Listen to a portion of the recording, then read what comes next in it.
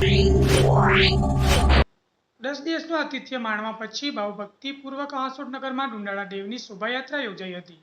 10 દિવસ સુધી ગણેશ ભક્તોએ ગજાનનની પૂજા અર્ચના અને આરાધના કરી ગણેશમય બની ગયા હતા।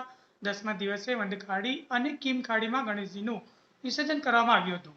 વનખાડી અને કીમખાડીના કિનારે મોટી સંખ્યામાં ગણેશ ભક્તો ઉમટી પડ્યા હતા। બીજી તરફ કોઈ અનિચ્છનીય બનાવ ન બને તે માટે તંત્ર દ્વારા હાંસોટ પોલીસ ખડે પગે તૈનાત કરવામાં આવી હતી અને હાંસોટ પોલીસ દ્વારા દરોડાની બાઉન્ડ્રી બનાવી વનખાડી અને કીમખાડીમાં ગણેશજીની પધરામણી કરવાની કામગીરી કરવામાં આવી હતી અને ગણેશ ભક્તો દ્વારા રાત્રિના સમયે ભોજન ભંડારાની વ્યવસ્થા પણ કરવામાં આવી હતી।